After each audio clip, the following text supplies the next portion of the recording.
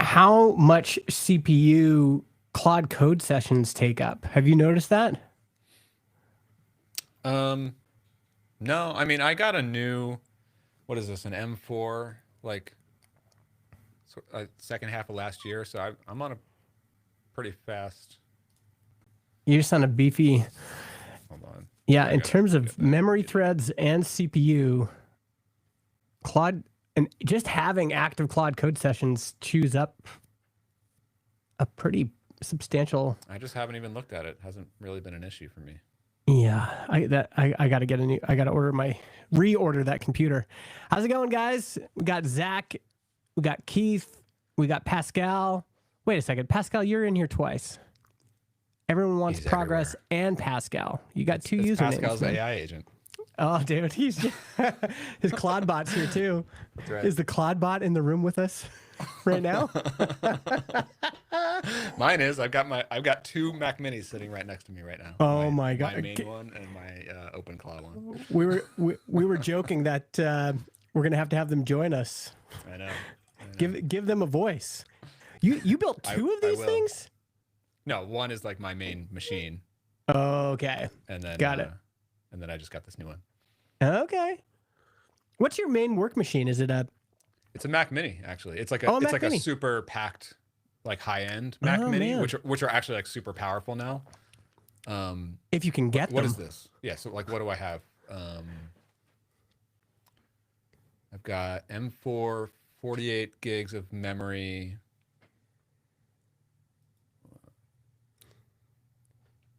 I wonder if I should go that route instead of the Studio. Except the Studio has a bigger GPU still, I think. But you can't get the M4. Yeah, like I don't know, I think I got like one of, at least at the time, this was in like late. Well, it says that it's a 2024 Mac Mini, but I bought this, I think less than a year ago. I don't know. Okay. Yeah, and then I got like the nice Mac Studio display here as my main display. Oh, so you went for the Mac Studio display. See, I'm thinking about getting the camera Mac. Is shit. Like the display is great. The camera is shit. Like I can't believe that they sell such an expensive display with such a terrible webcam on it. See, what I'm planning on doing is getting the Mac Studio machine, but then just getting a different monitor, not going for the Studio display. There's a lot of really good monitors out there, but yeah, I don't think I need the full deal. Yeah. All right, why don't we get started? Because Brian's got to talk about his open Claude Molt.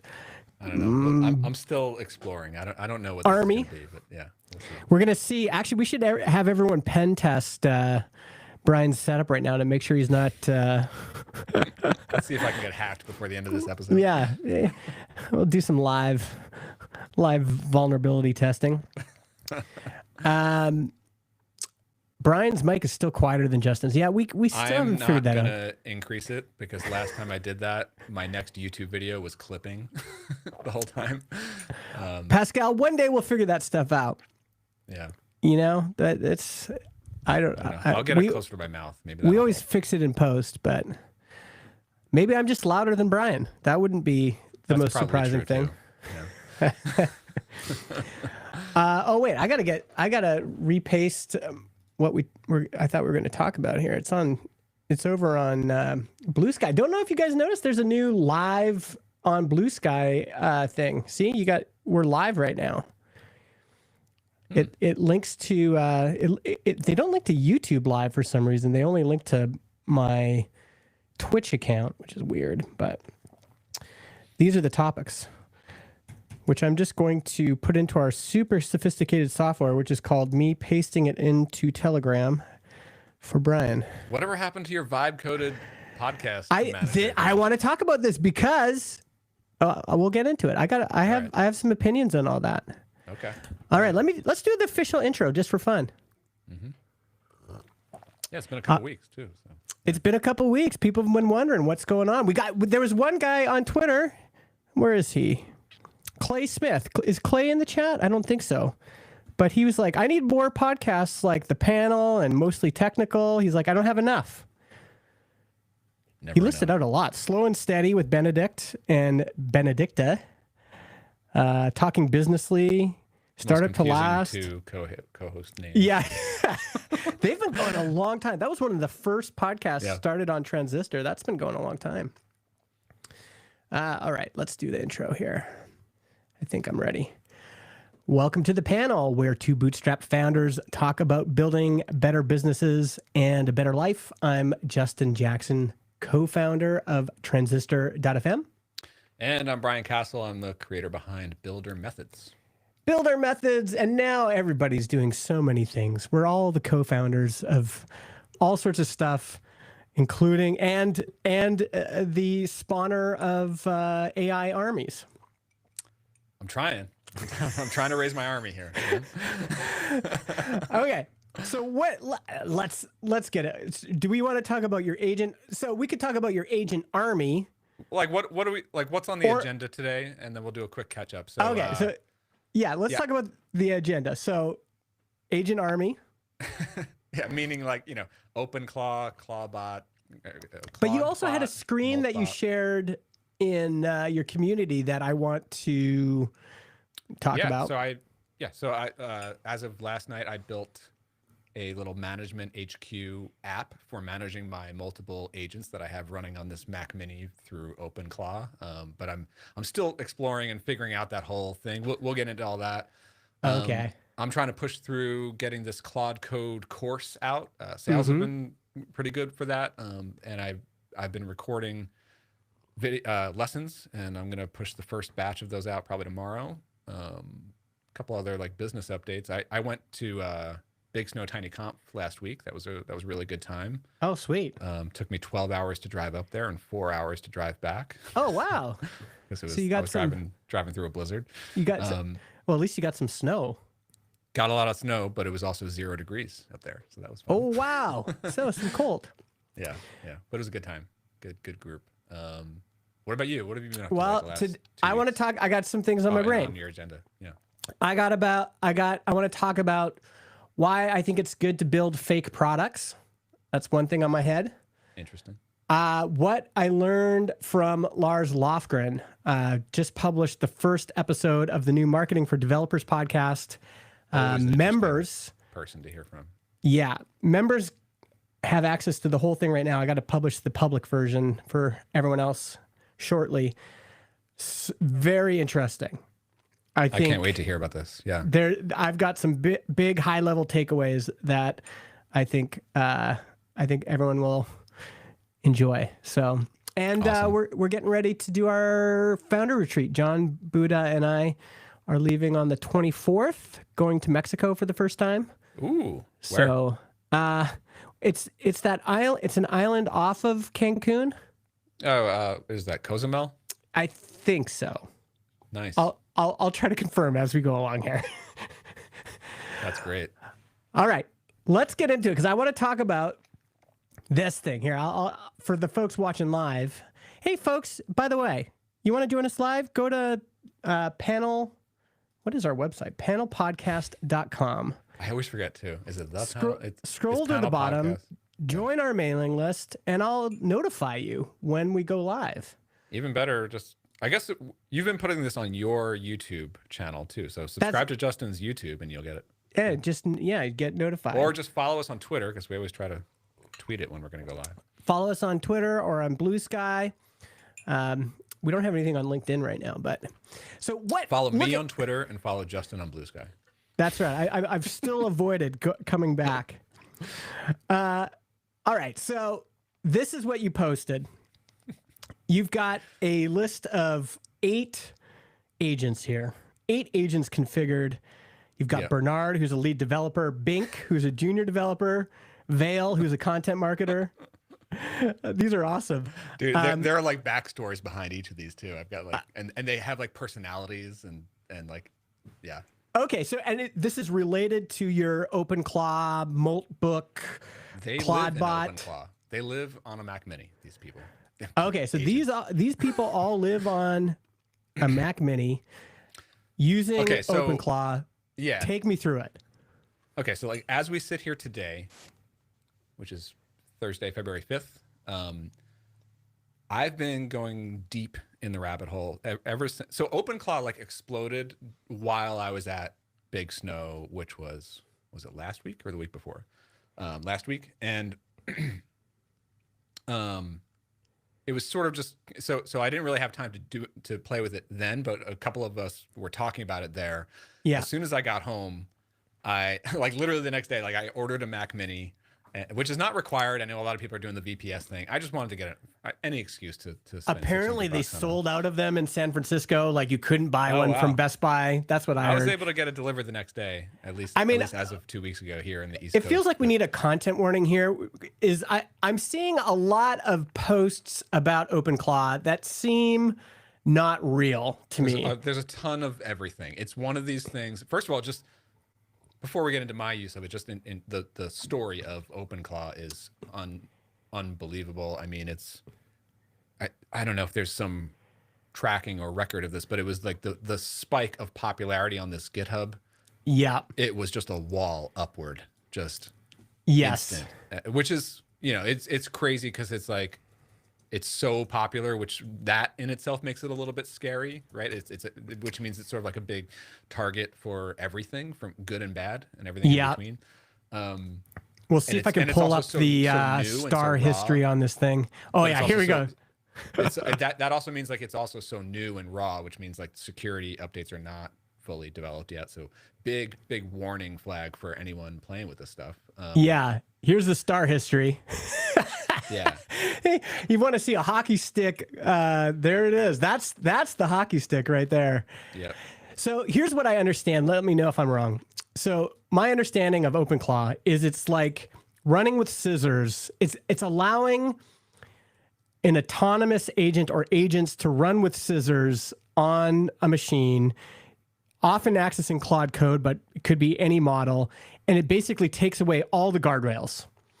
And or you can take away a lot of the guardrails. I mean, at the basic level, you know how like when you run Claude code, you say like you Claude code are operating in this project directory for my project.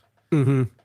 It's essentially like you OpenClaw, you're operating like that, except you're operating on my machine, like at the machine level. So there are different configurations you can do, but out of the box with no guardrails, you are basically giving it access to your entire machine. So like rule number one, definitely just don't just run it on your own machine. Yeah. Like the one where you do your work day to day or has access to your files. Like just don't do that, right? And I think hopefully everyone knows at least that. So then the next thought is like, okay, let's give it its own dedicated machine. Like that's what I did. A lot of people went out and got a Mac Mini. Of course, even more people, this is also a valid approach, it seems, is to get like a VPS account. Like Hetzner is a popular provider. It's $5 a month. You can get a server in the cloud. Yeah. I think Cloudflare, even like the next day, started offering like a DigitalOcean too. One-click installs on all these things. So essentially, it's a box in the cloud where you can run CloudBot. You could also do things like Docker, like put it in a Docker container. And so what I did was I looked into all those options and I was like, just the VPS thing. Like I know it's a lot cheaper than a $600 Mac Mini, but I don't know. I still just like the old school idea of being able to like see my Mac Mini and like being able to remote into it and manage it that way rather than like remote into a cloud server through the terminal. I don't know. Yeah. There's just a lot of little clunky things about that I didn't like. And I don't know, for me, like $600 didn't seem like a big deal to and also like if I end up using it as extensively as I plan to, although I'm not yet, but if theoretically, I do have a business strategy case for this that I'm thinking through. If that comes to reality, then I'm definitely going to use more services than the $5 a month. Like that's right. Like the memory and storage is definitely going to increase to $50 a month, and all of a sudden it's like, well, you might as well just get a Mac Mini. It would have been cheaper with a Mac Mini, you know? Yeah, you want to give it some power. So just for folks who haven't heard any of these stories that are running around, again, some of these are fantasy, some of these are myths, but here's the one I heard Ben Ornstein tell, which is he said his friend, this is how I understand it, his friend set up OpenClaw on a Mac Mini, gave it access to many things, basically unrestricted, talks to it via Telegram or WhatsApp, and says, I want you to book me a haircut. So it goes out and tries to book him a haircut on the web. It runs into a CAPTCHA, which automatically it can't continue. But this person had given it instructions to keep going until it solved the problem. So according, again, this could be apocryphal, but according to the story, OpenClaw then decided to sign up for or use an 11 Labs account, synthesize a voice, use the Twilio account that was already there or some sort of way of calling, called the barbershop, booked an appointment using this synthesized voice, and then reported back to the person. So a lot of the stories are of By the way, OpenClaw. I hung out with Ben at Big Snow last week. Okay. And he was one of him and like another guy, Charles, were like the OpenClaw like hype guys. Like they were into it. Like okay. And so it was like hanging out with them and coming home. And I was like, okay, I gotta actually look at this, because at first I was like very skeptical. At first I was not so skeptical of the security stuff. At first I was just like, I don't really get what the use case is for this. Like, yeah.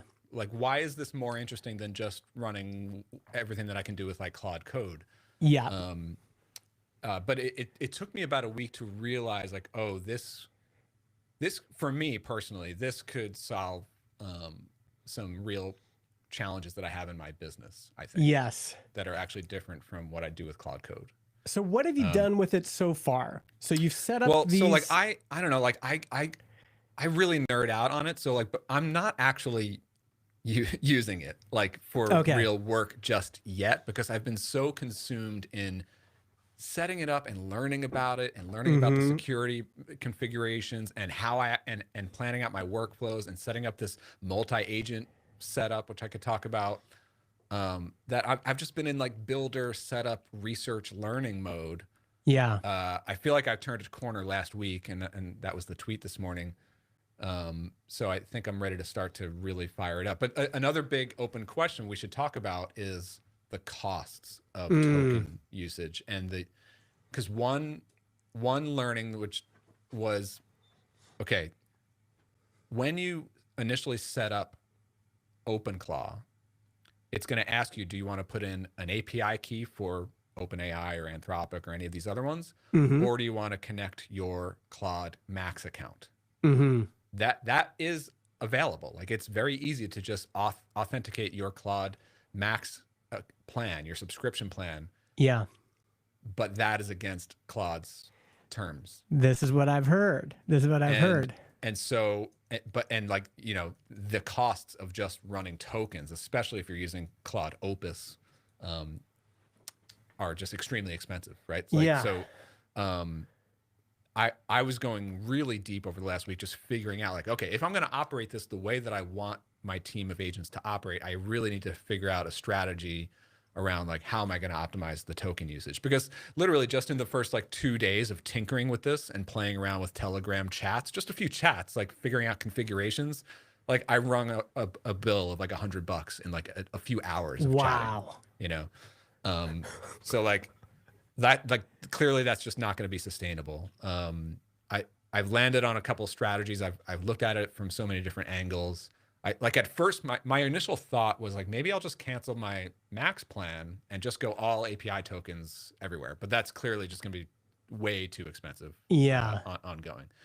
So I think I am going to stick with my Max plan, and I'm trying to not break the rules. Like I'm not going to use my Max plan. With OpenClaw. There definitely are stories of Anthropic shutting down, like banning accounts. I think as of actually January, they rolled out some sort of detection of like, if you are running a bot to operate a Claude Code instance, like they can detect it and they can shut your account down. So I definitely don't want that to happen. But you know, I do heavily use Opus 4.5 for a lot of my hardcore work, like coding and writing, and that's really important to me. So a lot of that I'm still going to do myself. Like I have no plans to stop creating on my machine with Claude Code. Like that's going to continue. When it comes to chatting with my agents through OpenClaw, I have them now all defaulting to a cheap model, like defaulting to like Haiku. I might do one of the other ones. Okay. But then you can have them like delegate to subagents. So you can have their subagent use Opus. So it's like, I will spend, so I expect I'll be spending for both, like API tokens and Claude Max plan. And like the important activities that I want the agents, that I want to delegate to agents, they can use Opus on like a selective basis.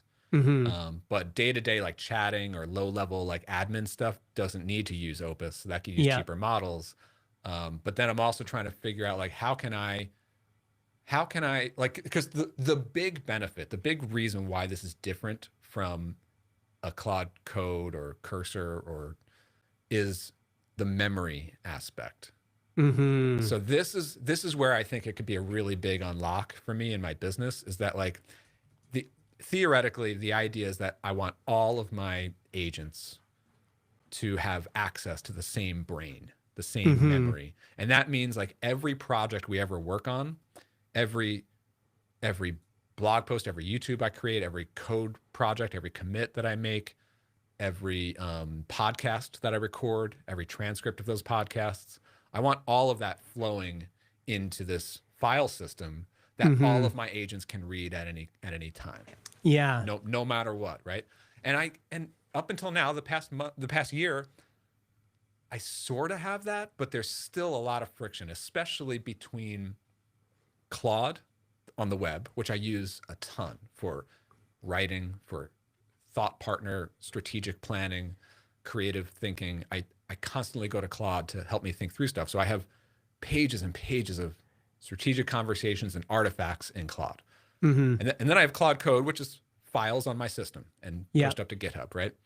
But those are not necessarily connected. So I'm constantly like passing back and forth. Like, here's an artifact that I talked about over here. Now let's code it over here. Or here's the progress we made on the code over there. Let me bring those files into Claude and talk about it over here. Like, there's a lot of manual like lifting back and forth. And my thought is, hopefully I can figure out some system where like all of that stuff gets logged and stored into like markdown files that live in this memory system that all of my agents can access at any given time. And then I can start to have these different agents. If I need agents to work on new features or bug fixes in the background, I can delegate that. If I want them to help me draft social media posts and maybe even post them or schedule them, they have access to all this content that they can draw from.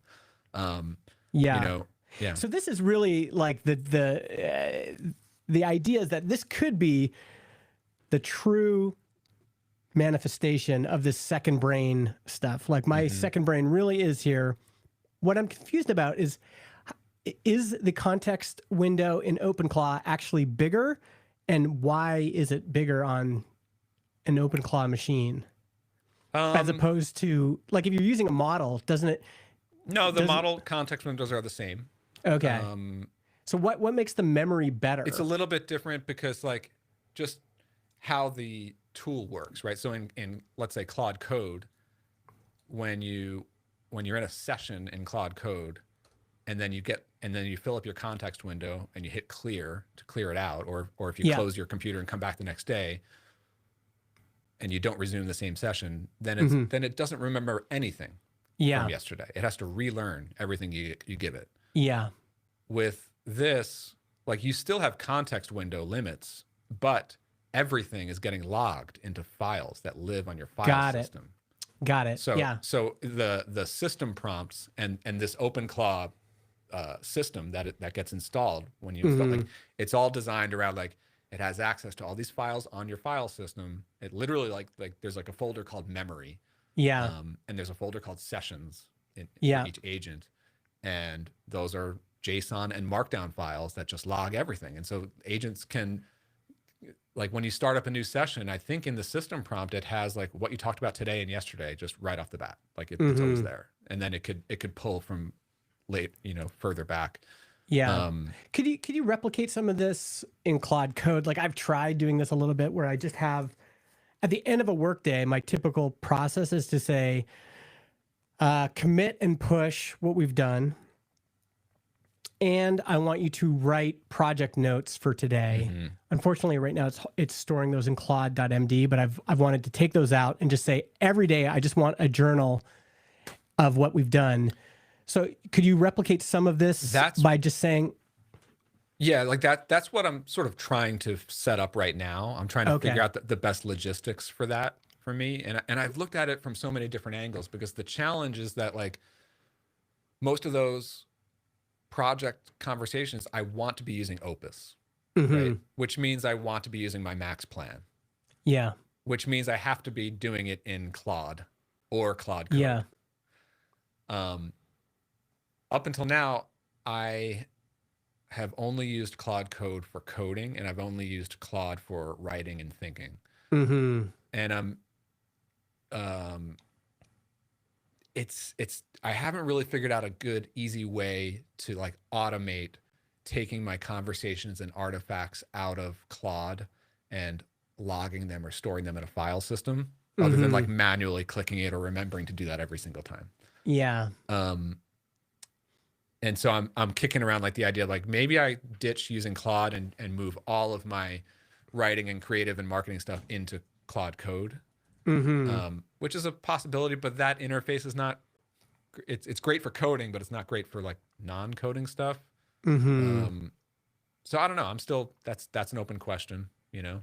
Yeah, because I think the other thing in my head is I wonder if we can bypass this whole need for OpenClaw with just a new process inside of Claude Code, which is in Claude Code right now, I can give it permissions to access other directories theoretically and project files. So I could say, for example, right now I'm in the app directory, but I could say, hey, I want you to go over to the marketing directory. I want us to link these projects. And I've got notes in a folder called memory on both project directories. I've got a folder called memory and all of my journal entries are there. Yeah. And then maybe you're right. You could move to the Claude CLI on your iPhone and then just interact with it just that way as well. Yeah, and I also have been thinking about that. Is like, do I really even need OpenClaw? And I've seen other people do this too, which is like, like okay, OpenClaw launched, and it is a really interesting and fascinating idea for putting agents on like their own standalone machine, their own box. But do you even need OpenClaw? Can you just run Claude Code or build your own, whip up your own much simpler version of OpenClaw? I've seen some people doing that, like Christian Janko was tweeting about that. I started to explore that for like half a day last week. I was like, maybe I can just do something custom spun up, and then I was like, oh, well, there's all these like nice features that I don't want to rebuild. Yeah, especially the memory system is pretty well thought out. I don't know, like that might be an evolution that like I do, and that maybe many people will do over the next year. Is like OpenClaw was the first of many different similar concepts. You know? Yeah. Well, in the chat right now, they're asking, what about cowork? So how does cowork? Yeah, that's another interesting one. Cowork is sort of similar. You can start to get to like cowork is like, it does work on your Mac file system. I haven't really played with cowork too much myself, but my understanding is, I don't know. Yeah, like that could be a good option. But it doesn't like, I don't know that it has all the memory stuff the way that OpenClaw is set up. Like, I think it's still like task-based and sort of self-contained. Although you might be able to customize it with a plugin and get it to, because some of this, it just feels like it's a process-related thing, which is, again, when I'm working with Claude Code, basically, I work all day, and I'm committing changes throughout the day. But before I leave for the day, I want to commit and push, and then I want to update Claude MD if there's anything important, and then I also want to just have a separate journal entry for project notes. What did we do today? Yeah, that's my ideal. But that could be for me a text expander snippet that I just use every day at the end of the day in the terminal. So I'm wondering if there's like if for the Luddite normies out there like me if that's a better system. But like what you're talking about is like I spent a day or two over the past week just thinking through that. Like, what is my Mm-hmm. day to day? How am I going to change my day to day workflow so that I have more of my conversations and artifacts centralized in a file system? Because right now Yeah. they're still too separated. And like, I've also been a long time Obsidian notes user. I have like years of notes in there, Mm-hmm. which is a nice markdown editor, and it does save them as files in your file system. So that's nice, Yep. except it's lacking Claude, Yeah. right? Like I can't have Claude help me write my notes. It's not a conversational thing. It's just a note taker. So I'm still trying to figure out like how can I was playing around with the idea of having a Claude skill built into my Claude account so that when I'm having a conversation, like trigger saving this conversation Yeah. somewhere. And Yeah. but then even that ran into some limitation of like it can't like it could maybe save an artifact somewhere, but it can't take the whole conversation. Mm-hmm. I don't know. So there's a lot of Yeah. like little logistical things, but like ultimately at the end of the day, the vision is, and so I spent a lot of time figuring out the multi-agent things. Like by default, OpenClaw is a single agent, right? Like you're Yeah. gonna have one Telegram chat with one agent, and Yeah. I wanted to have multiple. So in Okay. that screenshot, I have something like 6 work agents and like 2 personal agents, right? And the idea Yeah. is that each of those has a different Telegram chat with me. Okay. Each of them has a different. I even built like I had Claude come up with like personas for each of them. Like the grumpy old developer, the junior Mm-hmm. young guy, Yeah. Yeah. Yeah. uh, Yeah.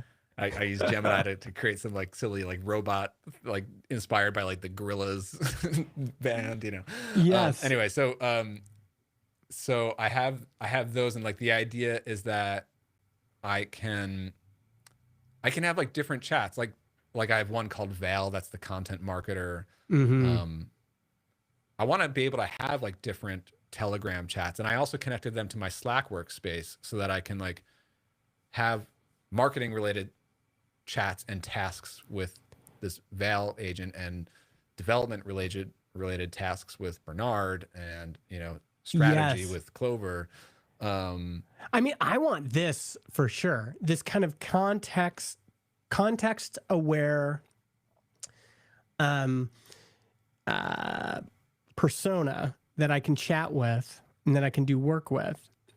Yeah. I also think the other thing that seems to be resonating about OpenClaw is just the fact that you can chat with it via Telegram. That interface layer actually solves a bunch of problems.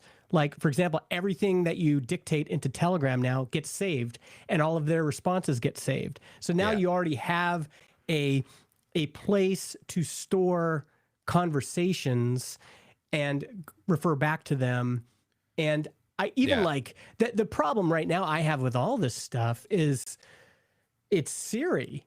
It's like the when I'm using my iPhone and I got my AirPods in, the only person I can talk to out of the box is Siri, and I can't do anything with Siri except for compose a note.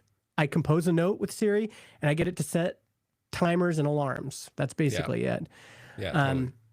And so I think the I never touched interface Siri, layer is what people are starting to. I think they wanted a better interface that was better than Siri, better than what they were getting on their iPhone. Well, Telegram's easy. I can interact with Telegram all day. I can interact with it voice. I can interact.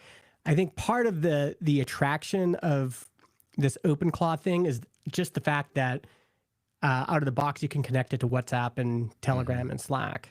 For sure. You're right. It's the interface thing. Of course, like ChatGPT and Claude, like the part of the breakthrough with those a couple of years ago was the chat interface to AI, right? Like, because like GPT-2 and 1 didn't have that chat GPT layer yet. So like that's why it didn't break through until like GPT-3. But I think like ChatGPT and the Claude's like unlocked like chat is the way to interact with AI.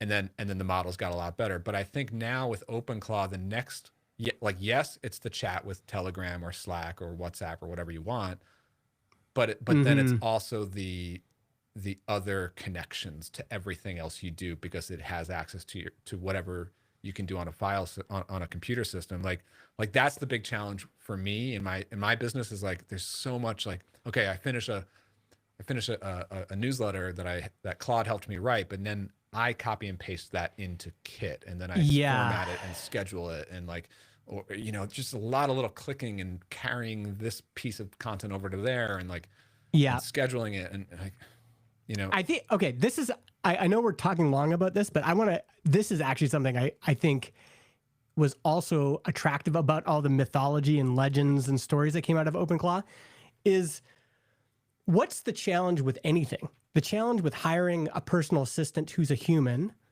the challenge with hiring an employee, the challenge with anything, the challenge with doing work yourself is that there's always, you're going to run into things, right? So it's like you said, a typical thing would be, what's a very common one that AI just can't touch right now? Like every video editing. Well, video editing, but here's a simple one that seems simple. Every quarter, my accountant says, Justin, can you log into your bank accounts and export all the PDFs and then send them to me so I can reconcile your accounts? That is difficult to hire somebody for, because as soon as I hire a personal assistant for it, first of all, it's sensitive, but if you get over that hurdle, then you have two-factor auth that often depends on me being close to my phone. Then it just goes problem after problem after problem. And I think one thing that appealed to people about this OpenClaw thing is like, oh, this thing will keep going. If you instruct it to, it will keep going in a Ralph Wiggum loop until it's done. Like it will just plow through barriers. And I can see why that was attractive to people. And then, yeah, eliminating all these points of friction. So much of what we do in a day is all this connective tissue between like, I compose something in Claude, I might even take it somewhere else and clean it up and write it. And then from there, I got to copy and paste it into Kit. And also it's like, for me, it also happens when I'm out. Like I do a morning walk for 30 minutes and I'm doing a voice recording of my next YouTube video, like just the idea, just brain dumping the idea. Right. But you know, I do want to speak to something else too. And this is where it didn't click with me the day that OpenClaw started to get popular. And part of it is because of like the marketing copy on the OpenClaw website, and then what everyone started to talk about. Yeah. Everyone is looking at it like this is an agent that you're going to give full unfettered access to your own email account and your own calendar. And it's going to be like as you, and do things as you, and have access to all of you in your life. Like to me, like, no, like that is not what I want. I'm not. Yeah. And that's why at first I was like, I'm not interested in that. I have no desire to have an agent reading and replying to my emails for me. I don't have the problem of wanting an agent to book restaurant reservations for me. I'd rather pick the restaurant myself. Like that isn't a problem that I have. I'm not interested. That was my initial reaction. Right. Yeah. What made it click for me was like, think about this exactly like an employee, or maybe a team of employees. Yeah. So the way that I'm doing it is I did set up this Mac Mini. It's its own user. It has it's like, I didn't log into my Apple account on it, or my iCloud, or even my Dropbox account. It's not connected in any way from that standpoint. I actually gave it its own email address. So I can invite that email to, like, was that just a Gmail address, or like I used a Proton. Okay. And so I used that to set up like a GitHub account for it, so I could see like commits from it. I can grant and revoke access through that. Did you give it its own credit card for spending? No, that's, I mean, I don't know, like maybe at some point but I haven't done that. Like I haven't had the need to do that. Right. It's just like so if you think about it, like it's definitely not the same, but when you hire an employee, you are inviting them to do things and have access to things. Yeah. And if they're an employee like in your company, you're probably going to buy them a computer, to work on, you know? Yeah. It's kind of simple. If you start to think about it like that, you start to, like, so for me, I think about it like my company is me and a part-time video editor works for me. Other than that, like I don't have, but Clarity Flow is separate. I have a full-time developer who manages that. Yeah. But in Builder Methods, it's me and a video editor. And I don't have any developers other than me and coding agents. I don't have a virtual assistant. I probably would, if this were a couple of years ago, I would have hired a virtual assistant by now in my business for all those little tasks. But I'm convinced that a lot of that stuff can and should be processed by agents. And I haven't figured out all of the processes, but it's absolutely possible to do that. Yeah. And then same thing with like content and marketing. Obviously, like I'm the content person, but like I heavily use AI in my creative process. You know, like like the idea of like outsourcing to writers is not a thing anymore. You know, and even like I'm gonna do like ads funnels at some point. Like I'm not gonna hire like a pay-per-click expert for that. I'm gonna like have like AI prepare a strategy and a game plan, and maybe I'll like do the initial setup of it, but it'll be a process that can be automated, you know? Yeah. This is just such an interesting, I mean, it feels like when it comes to hiring, there's a few different jobs to be done. So the boss sometimes is hiring because it's like, I need someone to take this work off my plate. And this is work that is coming to me and being directed at me, or could just come to an email and is being directed at an email, but somebody needs to go there and go, okay, the accountant needs this. So right now that comes to me, and then I could theoretically delegate that to somebody else, say, hey, this needs to be done. They're basically just taking it off my plate.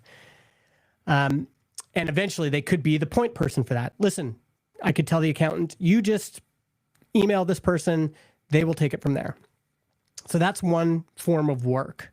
And that's still, I think, a big part of hiring, but I could see how AI, you might hire it to do some of that work, right? It's just like, hey, I just need this taken off my plate.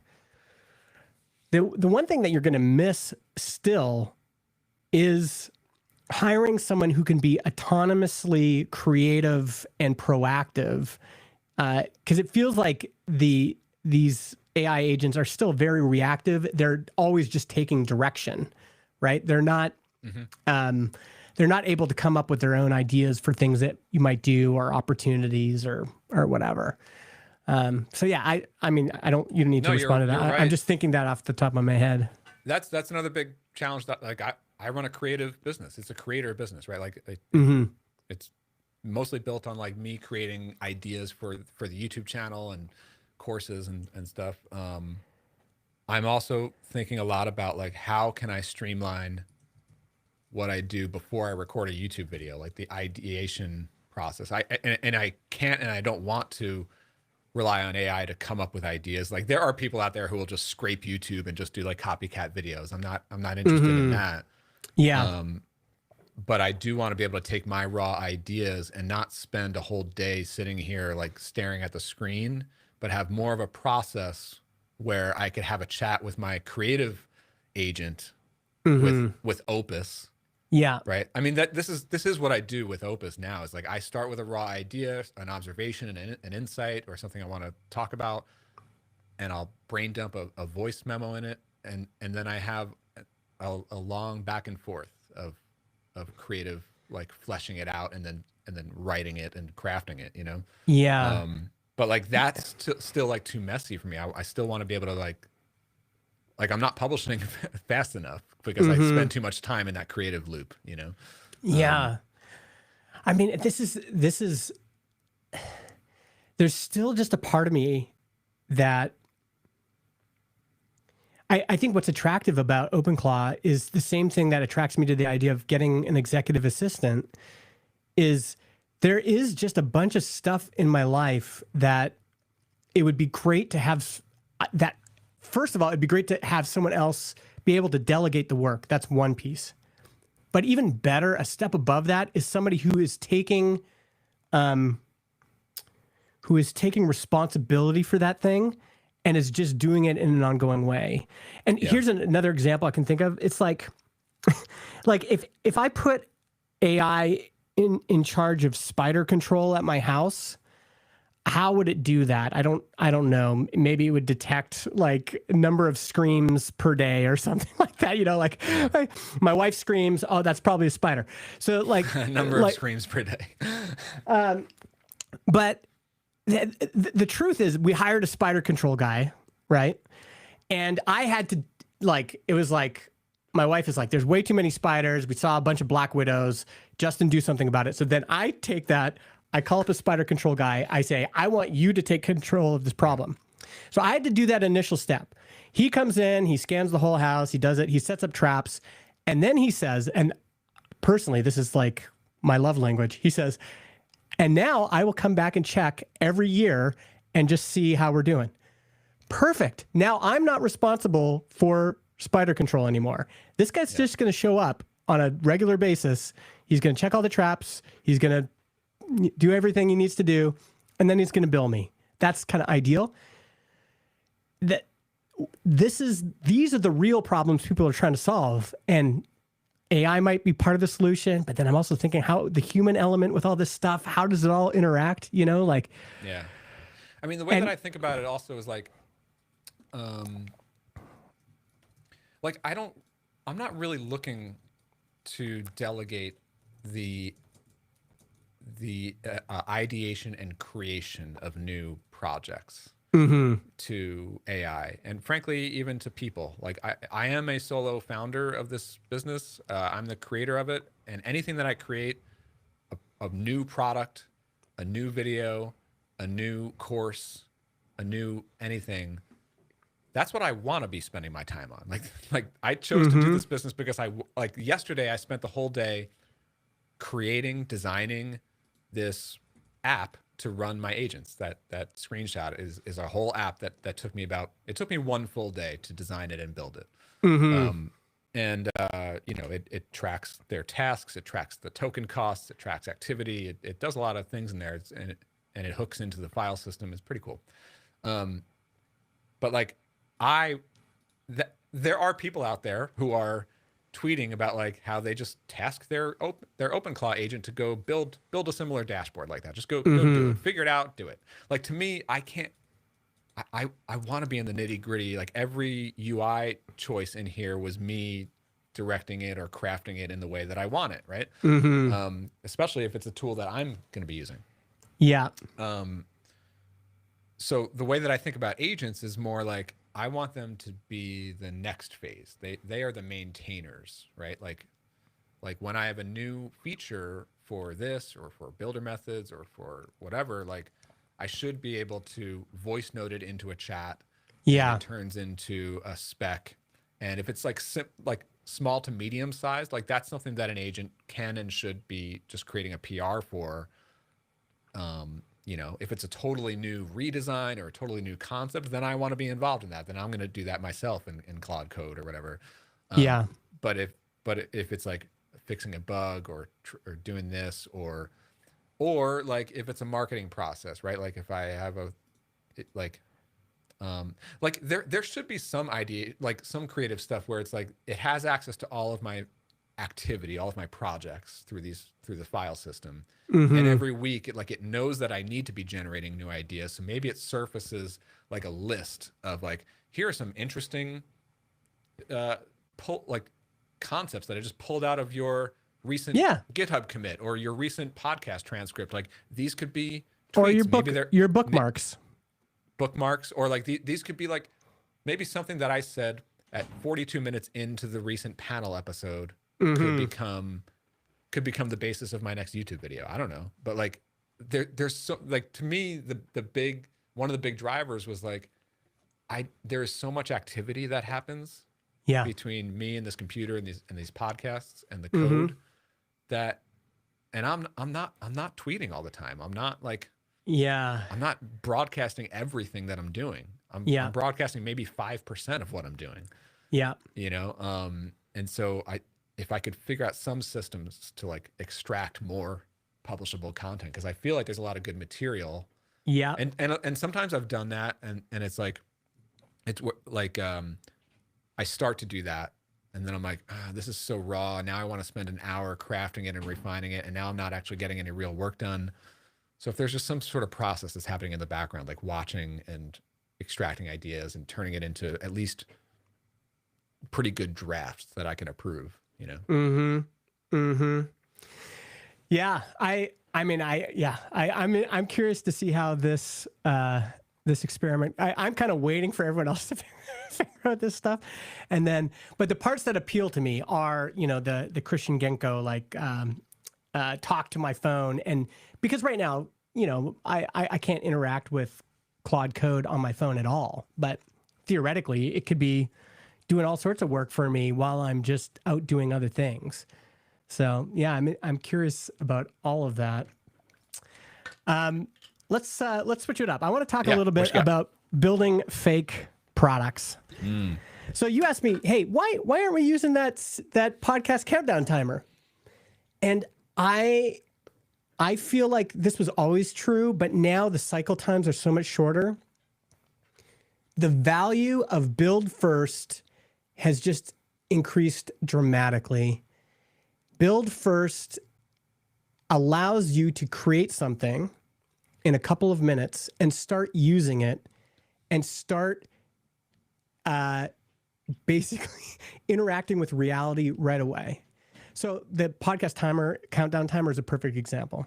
In that app, we set up segments, we give it a timer, it counts down.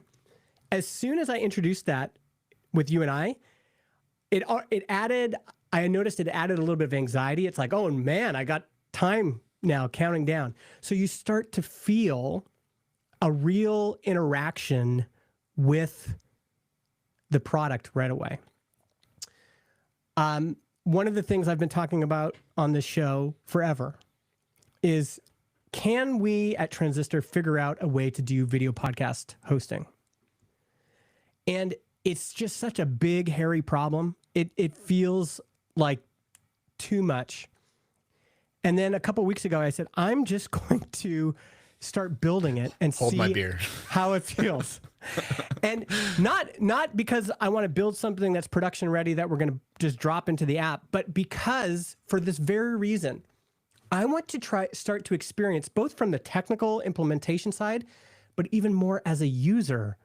What do I run into? What do I want? How does this feel? And in the past, you just could not do this. Just to get to the point I'm at right now, I built a full video podcasting app in a couple days, the first version. And just to get to this point with pretty talented engineers would have taken 6 months, a year, maybe even 2 years. Like, it would have taken a long time. But I've got a little app running. So sorry, go ahead. What does this do? Like for those who aren't watching, they're listening. You just started to show this thing that it looks like it's called Ampcast. I don't know if that's a temporary name. Yeah, that's just a temporary name. This is never, I don't think this will ever be a real product. This is just a prototype I've built. So we've got a list of shows. So you click into one. You can connect it to Transistor and import an existing show. So let's say I import Restaurant Success here. And then I can connect it to YouTube. And that works. I've got all the auth and connection to YouTube and everything working. And I'm curious, like, what makes it a video podcast? Well, this is what was so helpful is previously I thought the way to do this is we have to do everything. We have to allow people to upload the video to us. We have to encode it for, like, use HLS encoding, host it, etc. As I got into this, I started to realize that what people actually want is not that. What they want is, let me see if I can find this thing here. Like turning their YouTube videos into basically, they want to upload a video, have it syndicated to YouTube and maybe Spotify video, and then create an audio only version that syndicates to all the audio platforms. And it wasn't until I started working on this that this became very clear, right? So we've been talking, I think, HLS maybe should exist for the nerds, but when I think about 80-90% of people I talk to who are doing podcasting, what do they want? They want to upload one video file. They want it to go to that to get uploaded to Spotify and YouTube as a video episode, and then they want it transcoded and as an audio file and added to Transistor. That's what 80% of people want. Totally. And so I didn't experience that. I didn't fully realize that. That was in my brain, but I didn't fully realize that, honestly, until I'll see if I can find it. But actually, when I was working through Design OS, I had it create a breadboard for the different flows. And once I saw the breadboard, I was like, wait a second. And once I'm talking to Claude Code and it's like, yeah, like that HLS video component really adds a lot of complexity to this app. That's like very similar to my process with any new app. It's like, all right, like here's my concept. I think I want to do it this way, and then you run into things and have back and forth with Claude and yes, yeah, and then once you see the views, Well, and there's just so many things that you run into that until you're actually using it, usage has always been oxygen for product realizations, for actually understanding something. So here's another example. Does it? I was wondering, sorry, go ahead. Does it push out to like would you upload the file to Transistor and then that actually uploads to YouTube and Spotify and? In my little prototype, what this does is you just go here. I'll do one right now. So let's just make sure this is connected to YouTube. So I have to keep re-authing it because I'm still in test mode. But for the listener, all I've done is I've opened up a fake show called Super Awesome. I'm going to click new episode. I'm going to choose a video file. And it's starting to upload. That uploads to R2. I'm going to say sample ep for Brian. And the other thing I like about this, by the way, is it's allowed me to play with a simple interface again. I even hid a lot of the advanced settings in this expand collapse UI here. Yeah. But I'm going to click publish episode. This is now uploading to YouTube. That's completed. Now it's extracting the audio. That is processed and completed. If we click here and view it on YouTube, still processing the video, but that will be live right away. And you click on Transistor, episode is live. The YouTube embed has automatically embedded. Oh, you can't see that. YouTube embed has automatically embedded in the share page. The episode is playable. It all happens in one step. Nice. I mean, So- that's beautiful. You know, That's I mean, and here's the other benefit. I've been playing with this. I've been using especially it. if you could schedule it. You can schedule it. I've already got that built in. I'm now showing this to people. So my one buddy, he uploads all the sermons for his church. And he's like, dude, I wish I could just do this in one step. It's taking me so much time to first upload it to YouTube. Then I basically copy and paste the same title, description, etc., over to a podcast host and then do it there. I just want it one stop shop. So I can record a video for him. Eventually he'll be able to use this. And now I'm going to have a real person using it and we'll experience how does this work. Today, for the first time, I had to, at Transistor right now, we don't have an uploader that can handle files bigger than a gig. So I had Claude Code build a file uploader that can handle big files. Today, for the Marketing for Developers podcast, this Lars Lofgren interview was 15 gigabytes or something like that. It's like, okay, well, let's see how this system handles a 15 gigabyte video. I'm also going to be tracking the costs now on, the different, like for hosting and for bandwidth and all that stuff. I can test all this stuff out before we implement it in our production product. And I think building fake products is going to people need to be doing this. This is the way to explore and truly feel and shape the entirety of the problem before you sit down and write a implementation plan for your existing app. This is like, let's figure out everything now. Even something as small as, like, you'll notice this one says private. This is a private podcast. And then as soon as I start using this, because I wanted to publish this episode today, I'm like, wait a second, a private podcast is going to have a different setup than a public podcast. And I'm like, what would I want personally as a user? Well, I might just want it to be an unlisted playlist and unlisted video on YouTube. Can I do that? Yeah. So now if it's a private podcast, it automatically creates a unlisted playlist on YouTube, publishes an unlisted video. I love it. I wouldn't have thought of that beforehand. Yeah. And all of this reminded me of this great story from FreshBooks. This is a story that Mike McDermott told me ages ago. And I don't know if a lot of people have heard about this, but basically they decided they had this problem back in, who knows when this was, 2017. They had this problem where they had this mature product, but they wanted to do a full rewrite. And so they decided, they went through a bunch of ideas, but then Mike said, what if we just created a new company and competed with ourselves? A new company could have its own name, brand, logos, website, articles of incorporation, user agreement, service staff. We could use that to figure out if we could build a product that is truly better than the one we're offering. They built so FreshBooks V2 or V3 or whatever it was, they created an entirely different company. And then they built the product ground up from there, got real users using it, had its own pipeline and everything. And then only when it had proven itself with whatever it was, 100 users, 100 paying customers, did they switch it over and have it as the main FreshBooks app. And then I didn't know that they did that. That's really,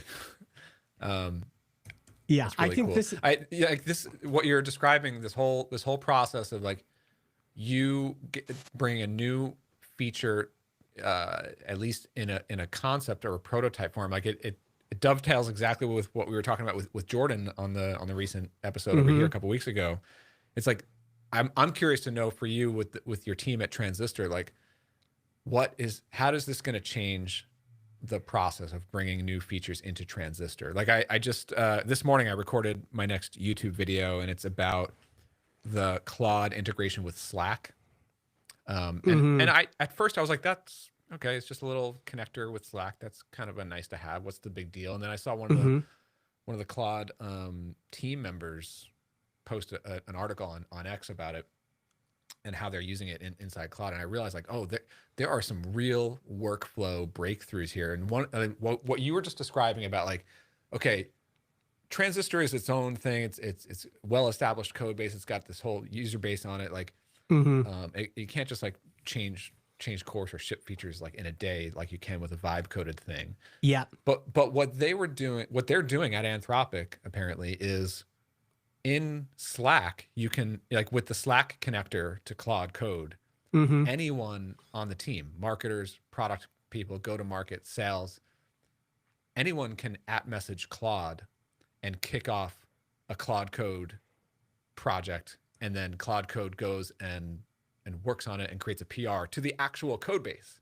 So that's an interesting product process workflow for teams, right? So it's like, instead of vibe coding a prototype, which is very different and new and shiny and separate from what your actual code base is, like, anyone can pull off a branch and vibe, and essentially vibe code, and not even vibe code, but, like, at least just start.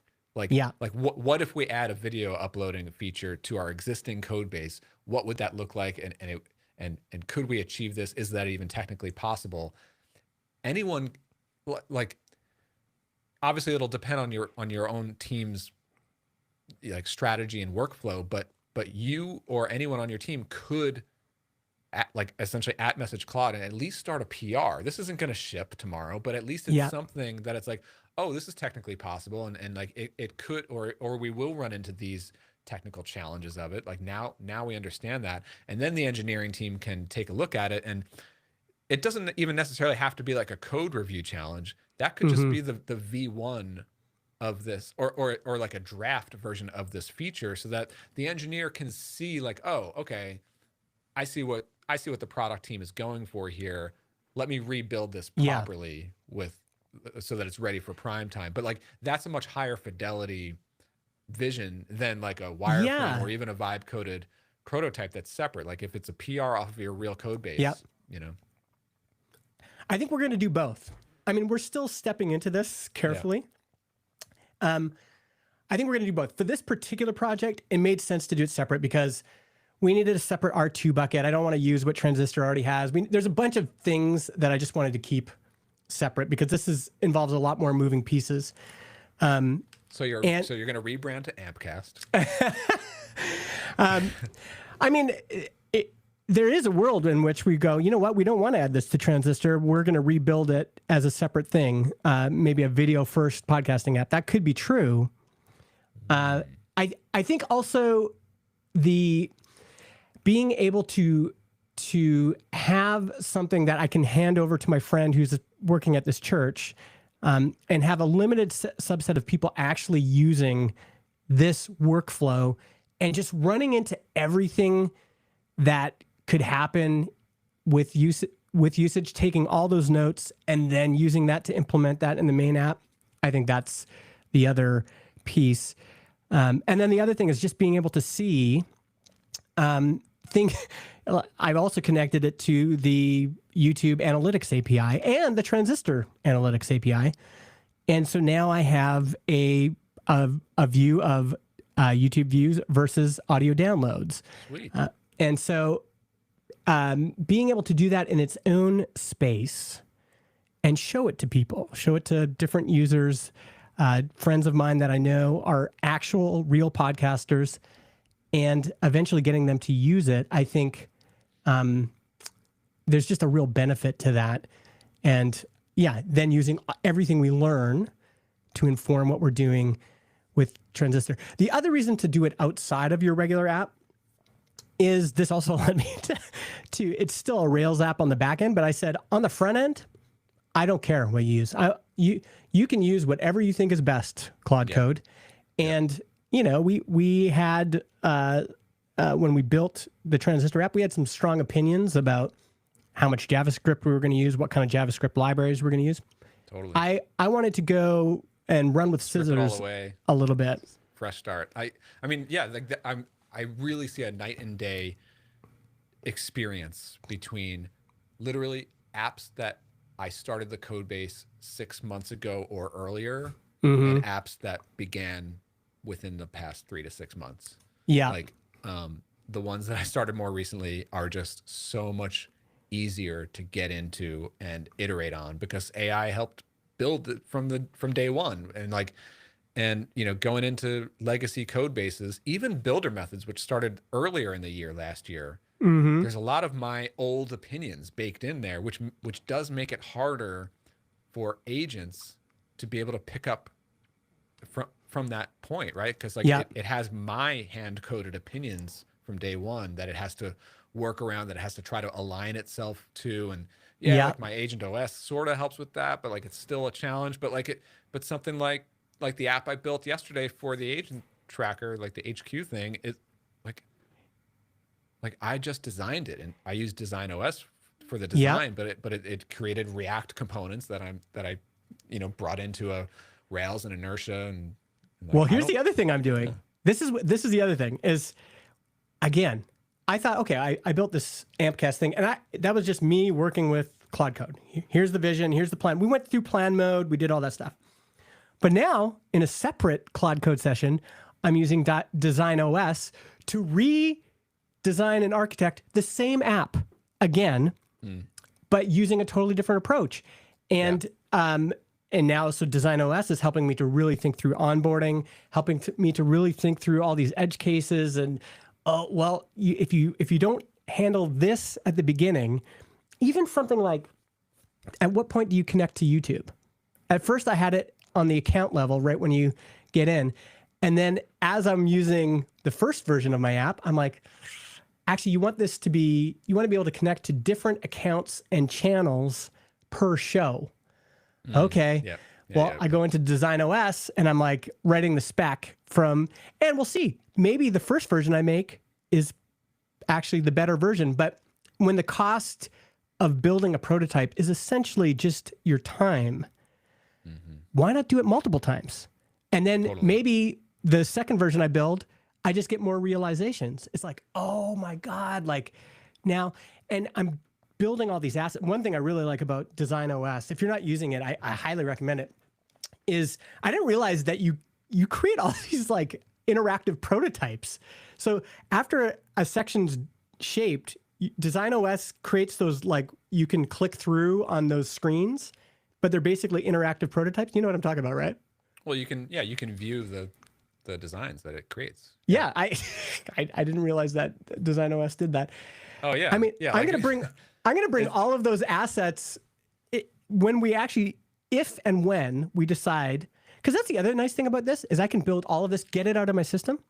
Actually, like since we're talking about it, I can pull up the Design OS that I did for that thing yesterday. Yeah, I want to see that. See if I can.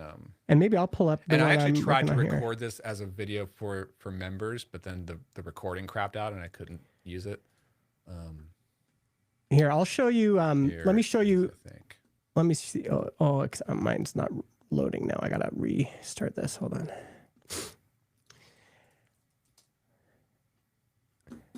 on. I'm definitely going to use all of those screens. How do I share this? Should be share button right at the bottom. I've got like two screens here. Screen. What do I By the way, Riverside, can we get some keyboard shortcuts? Can we get some? Is there a keyboard shortcut for just sharing your screen? Okay. Do you see this? Yeah. So this is the Design OS. This is for what a little product that I call BM HQ. It's like Builder Methods HQ. It's only for me to use with my agents. And I started with like the overview of it, and then I ended up building out these sections. It's like it's going to have dashboard. It's going to have the agents, the activity, a usage tracker, the cron jobs that it's running, the tasks with Kanban board and skills, right? And so then I went through and got into the design stuff. I didn't spend a ton of time on that, but then into the sections. So like here's the dashboard, and then you can view the actual dashboard. Yes. And it's got like a responsive thing there, and then it also has like dark mode that you can turn on. Like this was a game changer, just to be able to see things beforehand. Yeah, so like this is like the dashboard view, but then I sort of need to go back into so like if I go to agents, and then agents has like a list view and an agent detail view. So then if I go to the list view, I ended up actually redesigning this a bit in my real one. So like the real one looks like this, and I mapped a domain to it. Agents, I ended up making them like sort of like Polaroid things. But in Design OS, it sort of started out like this. And then, so yeah, like I sort of like went through the process. One thing like going through it yesterday, it's been a few weeks since I actually used Design OS on anything. Here's the tasks one. So like if I go to the board view, I've got this like Kanban board where I can, work with tasks. I can. It's crazy that Design OS just creates this just from the interview. Yeah, exactly. I mean, to get to this, first of all, like I did the shell, right? But to get to this, the key insight I think in any design process with AI now is, the interview gets me to this like little mini spec right here, which is like user flows and UI requirements. But then I think the key thing is this sample data. The data models are less important. What's a little bit more important is generating this sample data first before you design it. Yeah. So have AI like get a really raw, rough concept of like, okay, we're going to do this Kanban board. It's going to need to have tasks and assign them to agents. And if we were to generate some JSON data off of that, here's what that data would look like. Here's the shape of it. And then once it has that, it's able to like create a view that takes all of that into account and puts it into an interface. Because if you skip that step, then it's going to sort of like dream up all these details, you know, and then it's not going to be quite right, you know? Yeah. So yeah, but that, like, going through it yesterday, I did find like now I'm thinking like at some point I want to do an update to Design OS because it still took too long. It does take a long time. That I did have a feeling of like, this took a while. Yeah, and like there's a lot of these steps where I'm just like, even going through the spec and the sample data, like it's important, but it's not even important that I review it. I just want it to be done and get right into the design part. And then the other part that's a little bit too heavy right now is the export.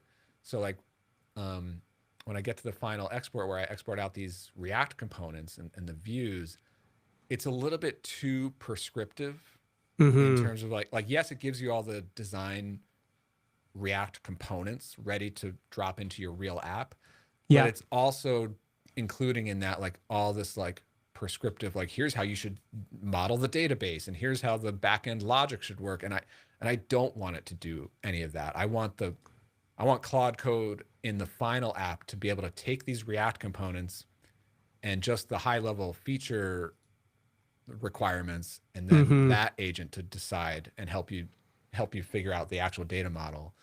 So I think like there is going to be another version of Design OS at some point that strips out, just like I did with Agent OS version 3. I stripped out a lot of the bloat.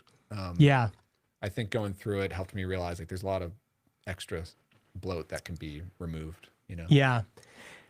I'm a big fan. I think even even having the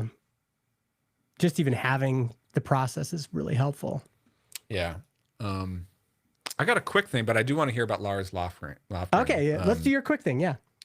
Well, this is just like a mindset and like a challenge thing that I've been feeling a lot lately, and part of it was what led to wanting to do this agents thing with OpenClaw. But like, I'm a solo founder, solo creator.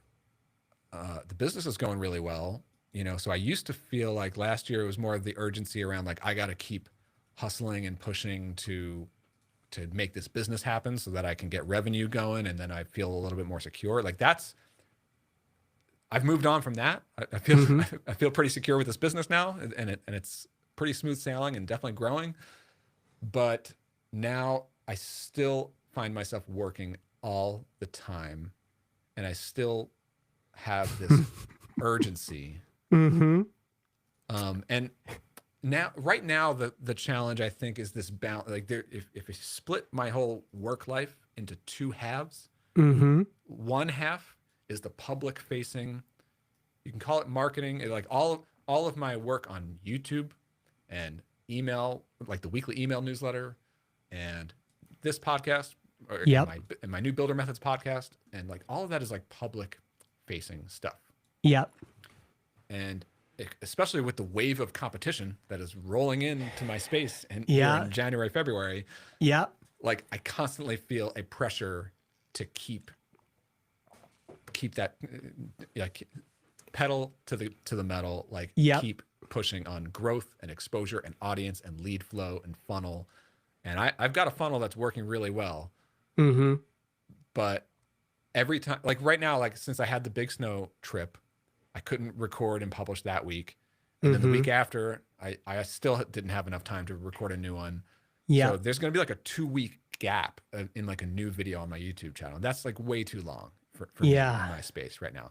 At the same time, the other half of what I do is delivering a Claude Code course, delivering private content for my members, interacting with my members every day, you know, and then actually building stuff using my own tools, Design OS, improving Agent OS.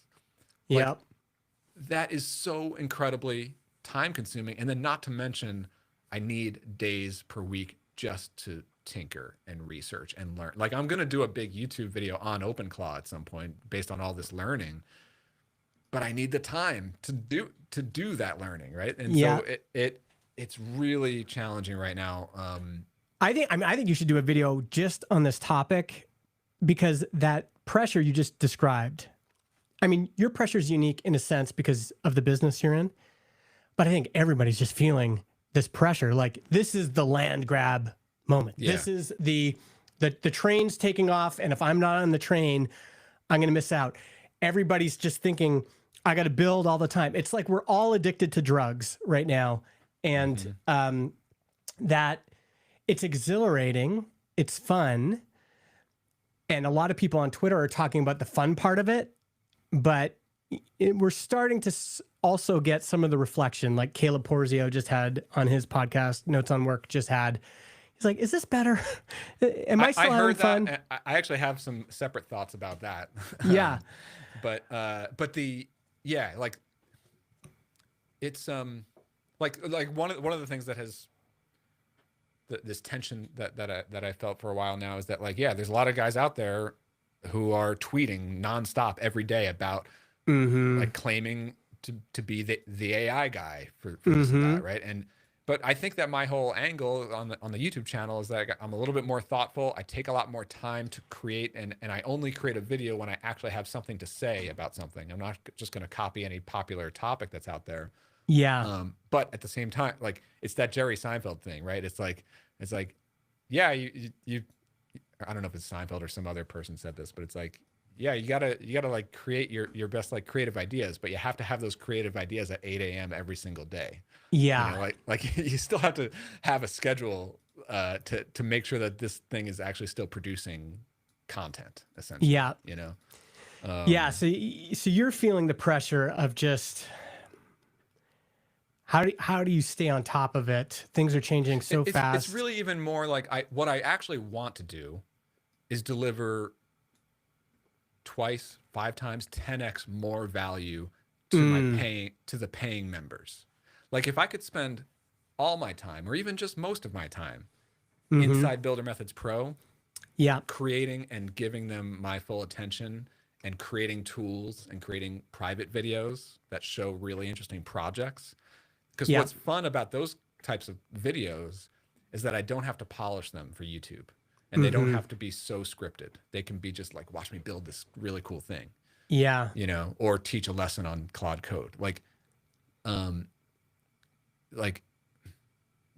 that's actually more I want to be delivering even more value to my members. And yeah, like there's a lot of stuff, but like this, it's still this, like, I feel an obligation to the funnel. Like I can't just, I can't like lay off the funnel too, you know? So it's just really, really difficult. I mean, and then like, not to mention the sponsorship stuff. Like I could probably like triple my revenue next month if I just open the doors to sponsors. Yeah. You know? And is there a way of doing that won't kill you, that won't overwhelm you, that won't, I was talking to a sponsorship coach, Justin Moore, the other day. I know Justin. About this, and yeah, like he was really helping me out with some strategy on how this could work, and what kind of value is, or like untapped value there is for my channel and what I'm doing, and and I plan to do it. I should be doing it now, but it's just I don't have the bandwidth to insert the sales process and the operation for doing sponsors just yet. You know? Yeah. I mean, this is the challenge in any market, but a market that's a rocket ship that feels like it's taking off. That's my favorite Peldy quote. Is he said he launched Balsamic, the wireframe app, and there was so much demand in the market. He said it was like holding onto a rocket ship by my fingernails. Like, that's how it felt.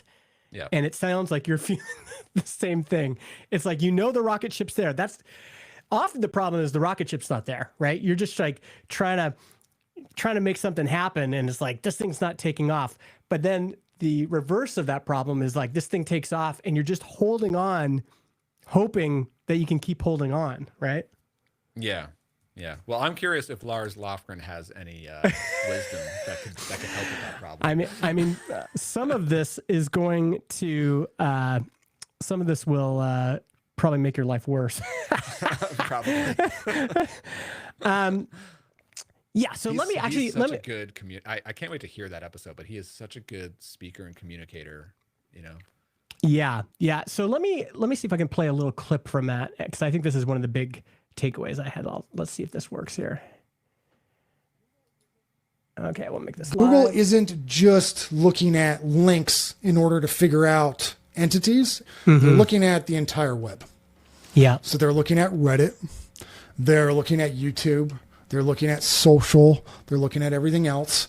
If you go build a website and you're just relying on SEO and links, like, you don't have that footprint everywhere else, right? You don't have reviews. You're not on Trustpilot. You're not on G2. You don't have a Google business profile. You're not on Reddit. No one's talking about you because you have a brand new business. Like, you haven't built up your brand, but more importantly, you haven't built up that like entity across the web. And if Google's looking at your shit and says like, wait, who is this entity? They won't even look at the content. Yeah. They'll just say, hey, we don't know who they are. We don't know this thing. So we're not going to rank them. So This was one of the key insights, and I'll synthesize it again. Today, the challenge with LLMs, and this is for personal brands like yours, this is for companies, is now LLMs and Google aren't just looking at, Brian Casel. Let's go over to briancasel.com and see what's there. No, they're not just looking at transistor.fm. No, they're not just looking at the backlinks to transistor.fm, which was in the past, all you needed was a bunch of authoritative links linking to your site. Today, they are looking at your overall reputation as an entity. Meaning, if all you have is a website, they're going to look at you suspiciously. But if you have a website, plus 100 reviews on Trustpilot, plus a bunch of real people discussing your brand, product, etc. on Reddit, plus a bunch of people doing the same on YouTube, plus a bunch of people doing the same on LinkedIn, plus it just keeps going and going and going. Yeah. It's the footprint that matters. And this also has to do with personal brands. So one of my favorite things to do these days is to go into one of the LLMs. I actually like Grok for this because it's connected to Twitter. And I'll say, what is Brian Casel known for? What is Justin Jackson known for? What is Ian Landsman known for? And you'll see how sticky some of this stuff is. So if the primary thing that LLMs and Gemini have on Brian Casel is that he's the process guy, he's the productized service guy, that's what they're going to list out. So if all your reviews, if people talking about you on Reddit, if people talking about on you on Twitter, etc., that's what they're going to talk about. If your brand, if your product has done a pivot, like Transistor did from being like the podcast hosting for brands and professionals to just podcast hosting for prosumers and creators, that needs to be everywhere, and your brand needs to be everywhere. And Lars is just like, this is foundationally changing everything. It's the reason he's way more active on LinkedIn now as his personal brand, because he needs people interacting with him and more information that now when the LLMs scrape him or their sense of who he is as an entity, it won't say Lars is the CMO at Kissmetrics. He wants them to know something different. And the way you do that now is you have to manage a very wide footprint across multiple platforms. I get the concept. The question I think everyone is probably thinking is like, how? How do we do that realistically? Even if you're a company with a lot of resources, that's still super hard, right? I mean, some of this is going to depend on personality. So the thing that Lars and I discuss is he's like, basically system's perfect for Justin because I've always taken this kind of gardening approach to marketing where I'm just walking through the garden. It's like, oh, there's my Reddit part of the garden. I'm just going to go and help that to grow. And I'll go over here. Here's Trustpilot.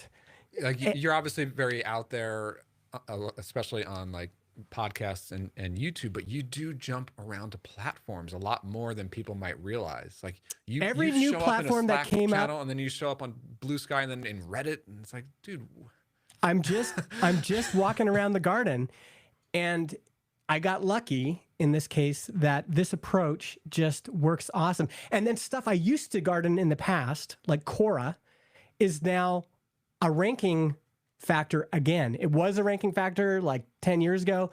Now it's not as much of a ranking factor, but I invested so much of it in it. Well, not 10 years ago, but when you say walking through the garden, is that like literally throughout the day, throughout the week, is there any process to this, or is it just random? Like, I'm going to log into my Reddit and see my notifications. Yeah, I'm going to log into my Twitter. If you're really into structure, this is going to maybe, I mean, you could probably do it in a structured way. I look at Reddit every day.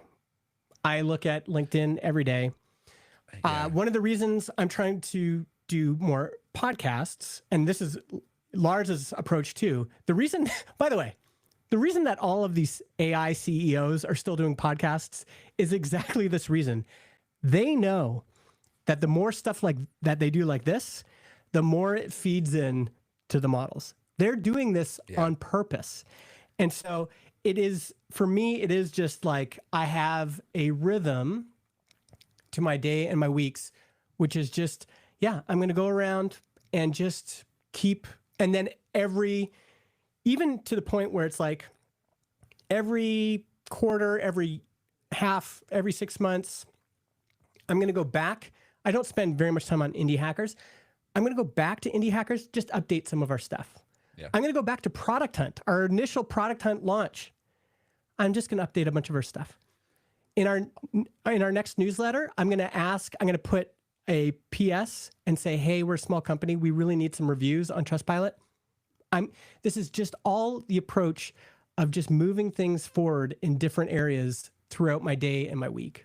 I'll tell you how my vision for how I want to approach this. I'm totally failing at this right now, but what I really want to happen in 2026, sooner rather than later, is, and I think that this is like a general strategy that maybe other people have been using and can use, which is like focus on your primary one or two things where not only is it natural and easy and plays to your strengths as a creator, like for me, it's like video and podcasting, right? Like YouTube and podcasting, but also like it's also where you like to hang out. Like I like to watch YouTube, you know. Twitter, I like to scroll it and I tweet from time to time, but I'm not a high volume tweeter. LinkedIn I never touch.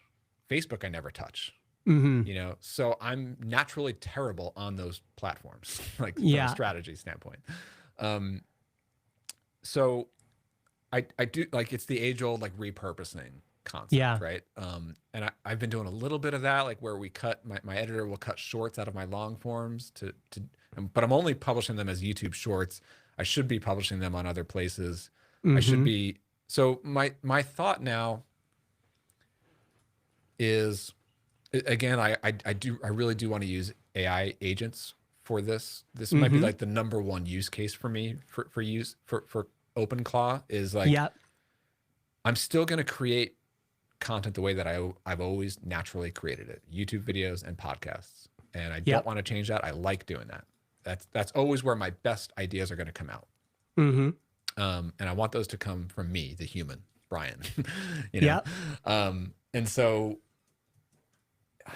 like I was saying before, like even if it ends up being me, or even if I create social accounts for my agents, which I plan to do, you know, like, like I still want them to be able to, like what you talked about, like you jump around and log in and tend to the garden on Reddit and tend to the garden on Quora and on Blue Sky and on YouTube. Like I don't do a lot of that. I just stick to my 1 or 2 channels that I just like to consume anyway. But if the agent can prompt me to say like, hey, you haven't posted to indie hackers in 6 months. Yep. But here's something that might fit for you, or here's something that you should reply to. You Yep. know, like that's something that like a good team member would be able to watch and prompt me to go do. I right? mean, and I would use that too. I think that would be helpful for me as well. I think an easy way for anyone to start is to just, like I just said on Google, what is Brian Casel known for? And Productized services, probably. the interesting thing is, at least on my screen, the number one kind of feature snippet is from tutsplus.com in Vado. So What? there's I mean, that's like 15 years ago. this is why you need to start Googling yourself, asking Gemini. What was it? Like ChatGPT. like an article that I guest wrote in 2011? Yeah, probably. Yep. Yeah. Here's a nice How to use fresh face. WordPress or something like that? Like, It's writing and designing a Okay. killer headline and how to scale and grow your online business by systematizing.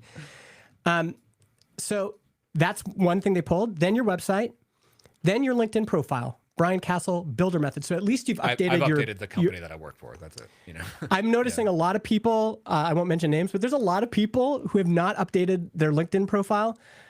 Even just to update your job and your company will help a lot with this. yeah, like you're right. Like, because even just people that you meet in the world, like they're gonna Google you, and also like professional, like people are gonna just check you out on LinkedIn. Like, what company is that person from? Like, Yeah.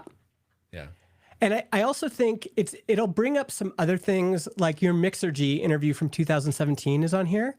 And that's like I think 8 years ago. You know, that's a good prompt, though, to say, oh, you know what? I should just reach out to Andrew and just see if he wants to do a follow-up episode. yeah. Because then we have an updated version of this thing that's already getting pulled. So yeah, and even like some of these past interviews, like there's one from 2022 where it says you're the founder of Zip Message. If you know that person, you can just write a quick email or get your agent to write a quick email that says, It's so tiring to go out and get and like change all those names and links and like. but even just to write the email to at least say, hey, I just wanted to know if you could update the interview with something, and 10% of the people will do it. And I've received those emails from, you know, because we had random links on our Clarity Flow blog, and like I'm too lazy to go update it, so Yeah. I'm gonna ignore that. I mean, this is part of the work right now. Yeah. And so, you know, there's part of gardening that sucks. Pulling weeds is not fun. So another ranking factor that's just showed up in the last couple of months is now Facebook discussions and groups are ranking factors in Google again. And I don't like Facebook, but that's just part of the garden. I got to go on there if I want to win in this space.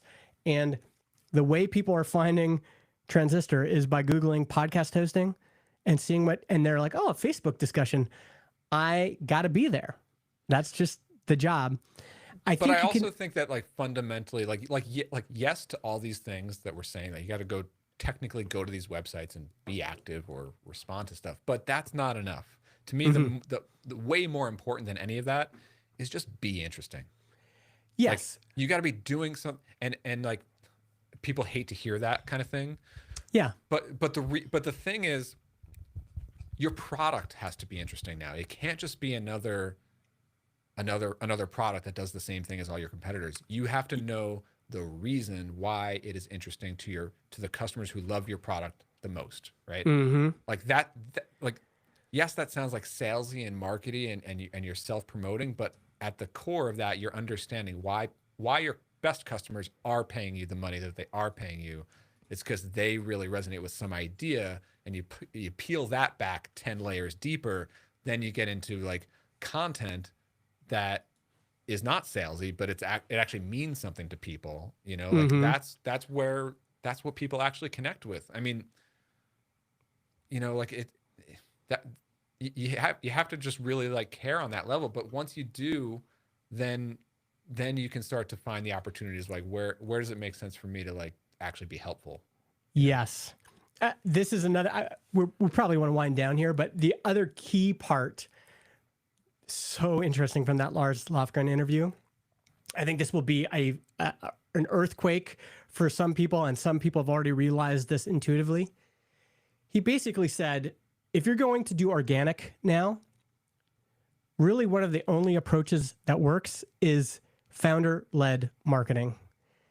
He said that's always been a superpower, but now it is the interesting founders who are being themselves on Twitter, LinkedIn, YouTube, whatever, who are generating kind of the best organic footprint to get found on Google, but also via LLMs. And the big line that I shared, I think it's at the beginning of the episode, is he's like, you either have to be the influencer or you have to hire the influencer. He's like, those are the two options for organic these days. And he said, if I had a SaaS company with a marketing team, basically every person I hire on the marketing team would have to agree to posting personally on some social network. So he said branded channels are dead. Like your branded YouTube channel, like your company YouTube channel, that's not. And we've seen this. Well, like there are some branded stuff that comes up where it's still a person. That's like, right. Clearly they hired somebody and like their video is answering a question that I happen to be Googling for. Sure. Like Lyricasts is basically Jeffrey Way. But if you go to the Tailwind channel versus Adam Wathan's YouTube channel, there's a big difference in terms of engagement as well. To that point though, definitely I could see how like the founder led thing is the thing that works best, but I don't know that I totally like, yes, it's technically possible for a company to like hire a YouTube influencer type person to be your sole job is to be the person who creates YouTube video. I know like companies hire like developer educators. And like, I guess that's a thing that sort of works, but Anthropic, I think, is killing it on this front where they have their whole real team signing this up is what for I'm Twitter talking about. accounts. Yep. And they have super interesting Twitter accounts. And you can even tell that like members of their team are not longtime Twitter people. Like Boris Cherny, the creator of Claude Code, like he just joined Twitter, I think like 3 months ago. Yep. You know, but he's not the only one. There's like 10 more than 10 Anthropic employees on Twitter.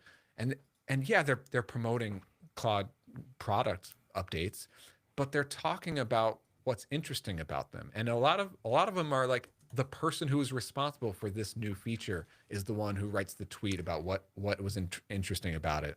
Yeah. And I mean, like I started creating a list on Twitter to follow just those people. The Cursor team is also pretty good at this. I think they have a fewer number of people on their team doing it, but this is like real content talking about what's actually interesting about their product, the real problems that they solve.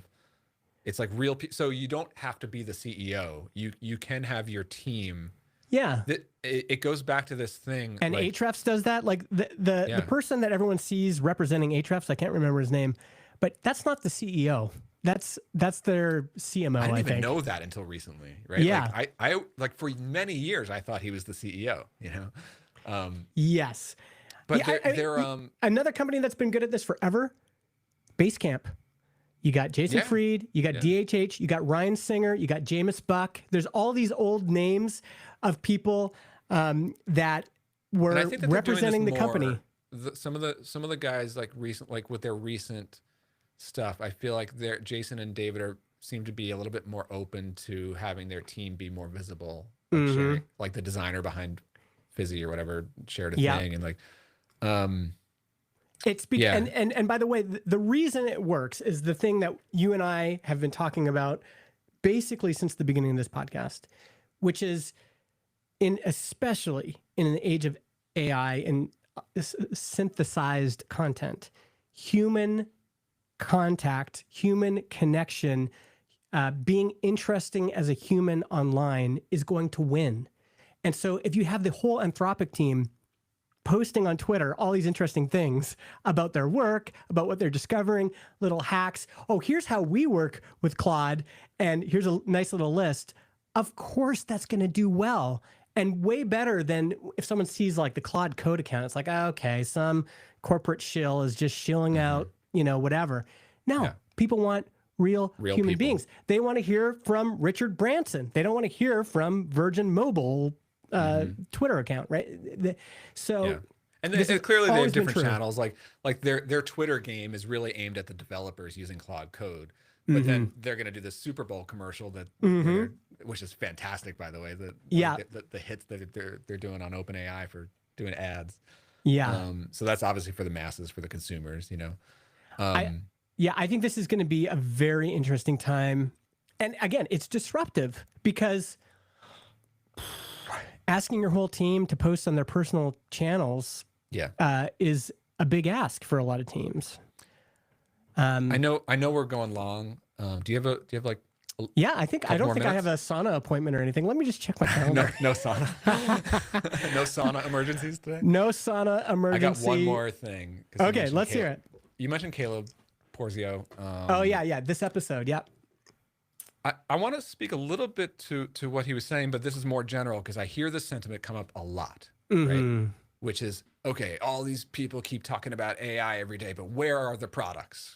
Who's actually building products with like real products with AI, real SaaS tools with real customers? Like where are all the products, right? I hear that all the time. Number one, there are real products that are 99, 100% coded with AI today. I mean, I started a new show called Builder Stories, interviewed Arvid Kahl. 99% of his code is AI. He's doing serious MRR with his pod scan. Talk to Brennan Dunn, same thing, right message. Like, yeah, it started years ago, hand coded. It's Brennan Dunn's solo, him and agents doing all the work on. This is a real product with tens of thousands of MRR. Yeah.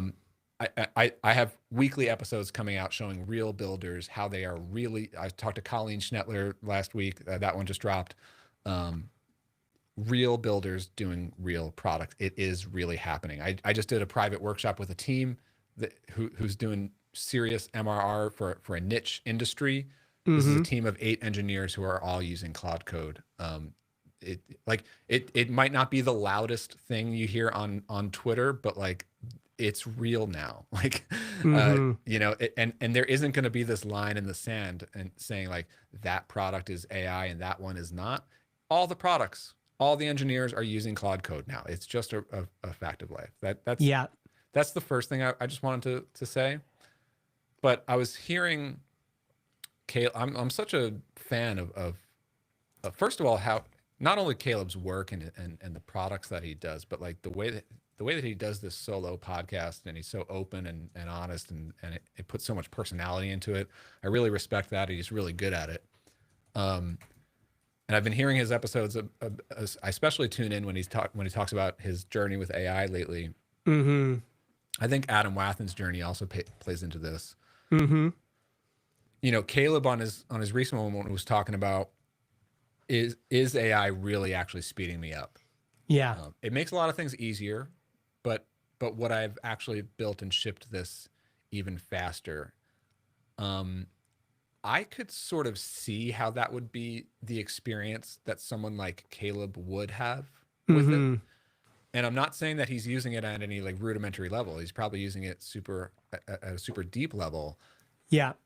But the difference between what he is doing and what most other product teams are doing is that Caleb's product is code.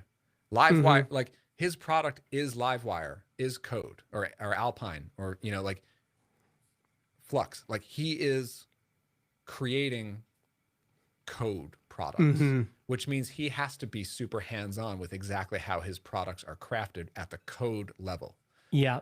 But product people who are creating job to be done interfaces that real customers, not that his customers are not real, but like businesses have use cases to use SaaS tools that you know, like your customers on Transistor don't care about how the code is crafted underneath the interface. Yeah. You know, and that's obviously not to say that like it's bad code or people building with Claude Code don't care about the architecture. They obviously do, and it's gotten much better now. But there's just no question that teams can ship and build real products for real customers like 1,000 times faster now. You know? Yeah. It's just the nature of the product. Like if you're using AI to like to refactor a service class that like powers one component of a code related product, Yeah. you're only touching a tiny thing. You're not actually shipping an end to end solution for a job to be done product. Like Yeah. it just really comes down to the actual use case around the product. Like, so yeah, like if you're really just using it as like at the code level, Mm-hmm. like I could see how that would slow things down, you know? Yeah. I mean, the thing I appreciate about what Caleb was saying, which I think we do need, we need a counterbalance to all the hype and excitement and put this into my veins and like, let's go, is some thoughtful reflection of like, Yeah. how do I feel about this? And I mean, the challenge, and there's still lots of unanswered questions. Like, what we don't know, like for sure, there's going to be, 6 months, 12 months, 36 months from now, there will be a whole bunch of these apps that have been built with Claude code, not even opening an IDE. Nobody really knows what the code looks like. That will start to have problems that all of a sudden Claude code can't fix. I would push back on that though, because Yeah. I do think that these engineers do know how the code is architected. They're just not writing the lines of code. Yeah. There's a new type of engineer. There's the vibe coder who has no idea what their code base does. There's the hand coder who's resistant to AI, and they are behind the times now. It's 2026. You are not doing it the professional way if you're not using AI. Yeah. But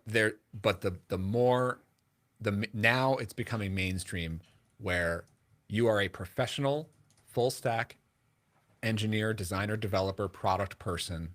Mm-hmm. You know how your product is architected. You know how database modeling works and interfaces and user experience. You know how all those dots connect. You are putting that knowledge into specs and into prompts and into and using Claude code to bring those ideas to life like so much faster. Like and like that's the thing. Like they can write code. They can read every line of code. And a lot of times they don't have to read every line of code to trust that they've crafted their Claude code systems in a way with the right training, the right prompts, the right systems, the right specs. Yeah. They're now at a level that they trust that it's actually writing and architecting things the way that they expect without even needing to of course they have like code review and test suites and QA processes, but like, yeah, of course there's a lot of code that I don't review that I still ship, but I know how it's built, Yeah. I can understand though people's feeling of like, where's this going? Because there is this. Yeah. So let's see, even put the code issue aside. There's so many, like, even me, I'm just like, like, yeah, it is scary, especially the open class stuff. I've always said, listen, people, you can vibe code an app all you want, but the true product people will still stand out. Maybe that won't be true in 6 months. Maybe there won't even be, we won't even need apps because everything will be an API that is just talking to everyone's personal Claude bot. And we will have no websites, no apps, no SaaS, no anything. Like that's all theoretically possible, right? Like why have podcast hosting when you can just get Open Claude to just like, hey, build me this thing and I'm going to record the first episode now? I think it's like yes to all, really. I think it's like on the one hand, I think it's overhyped that SaaS is going to go away so quickly. I don't think it's going to go away so quickly, especially for well-established companies and especially for companies that serve businesses that and businesses. It's almost like the larger the company, the more behind the times they are with adopting internal AI solutions, right? Yeah. But at the same time, I know we're rehashing stuff that we've talked about before, but I do think that there's going to be more, there already is more of any new idea that comes out. Everyone has has the option of like, go use that new product or just vibe code a similar thing that's perfect. Mm-hmm. Like, and I think that pattern is going to play out again and again. You're already definitely seeing it in open source stuff, like things like Agent OS. There is like 1,000 other Agent OSs. Yeah. And it's literally like every developer's like personal opinion on how spec-driven development should essentially work. It's like, and and that's great. Part of it is like, that's great. I was talking to Bruno Bornstein on the Builder Stories podcast yesterday. Like he just created an open source thing that creates a Kanban view in the CLI. It's like a CLI Kanban coder thing. And it's just like, cause that's how his brain works, and it's like, so here's this so is like Fizzy or even the video podcasting thing. It's like, yeah, I look at that. I'm like, I could buy that or I could vibe code it. Or I could build it. Yeah. And here's my thinking. In the short term, I think I have a fair amount of confidence that distribution is going to matter more than anything. So the reason Agent OS is more important than all the other ones is Agent OS has more distribution. More people know about it. That is going to be an advantage. But the other thing that kind of worries me, and I'm sure other people are feeling this intuitively, and I think it's one reason everyone's so panicky and like feeling all this pressure right now, is I'll say the quiet part out loud. Part of me is feeling like I need to make as much money as I can right now before it all comes crumbling down. Because it feels like this is the window, and my worry is that in 12 months, 24 months, 36 months, all of a sudden the only people making money will be DigitalOcean, AWS, and OpenAI, Anthropic, etc. There will be no other businesses except for, these basically hosting and infrastructure companies and LLM companies. And I that just saying that is just like, part of me is joking, but there's this other part of me that's like feeling this pressure. Like I need to make as much money as I can right now because I might need to like provide for my kids and their future for a long time.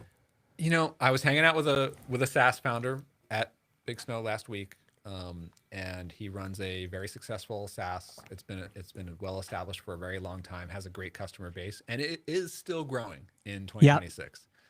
And he was saying how, and they sell to like small business owners, a lot of like non-technical customers, and he was saying that he was sort of expressing the same type of thing that you were just saying, like kind of like, I just don't want anything to change because it's been so good for our business for the last 10 years. Like, why does this AI thing have to shake everything up? I'm kind of scared for the future, a lot of uncertainty.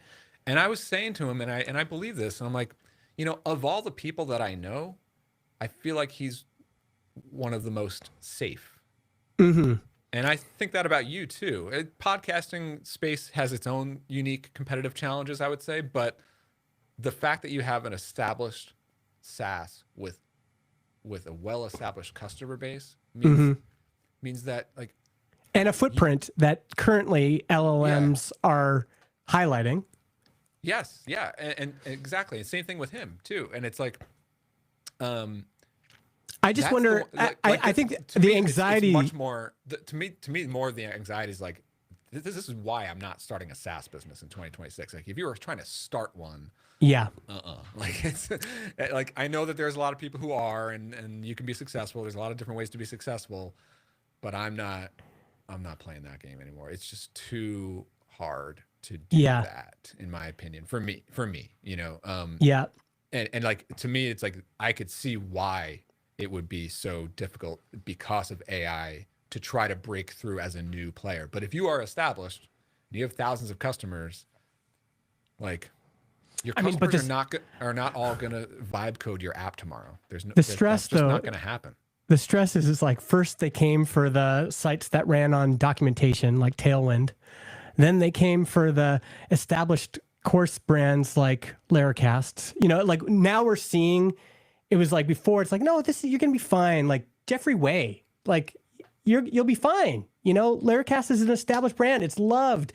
Everybody who starts in Laravel starts with Laracasts. And he's just posted this video on his YouTube. I'm done. It's like he had to fire 40% of his staff. He's like, this is having a real repercussion. I got check out that video. I didn't see that. I did hear about the layoffs though. But you know, I also think that there's a spectrum of product type, and it goes back to, this is an age-old like product marketing thing, which is like the more essential your tool is to the way that revenue comes in, or the way that you like podcasting, any sort of hosting based business is to me has always been fantastic, because it's like your podcast is hosted on it. Like the pain of canceling is very disruptive. Even if you stop podcasting, you still want your podcast to be online. Yeah. And you can say the same thing about any other tool that is like really part of the way that you sell your product or the way that you deliver your services to customers. The ones that are much more, that I would say are much more at risk now, are the nice to haves, the to-do list apps, the note takers, the little project management stuff, the little super niche tool that does this one utility task over there. Like, yeah, I'm still subscribed to a lot of them, but like at some point there could be a little paper cut that I'm like, I'll just vibe code a better version, you know? I do think there's something about this pressure that a lot of people are feeling, which is, you know, for Adam and Tailwind, part of him was like, listen, he was making a lot of money for a long time, and that window was open for a while, and then he saw that window start to close.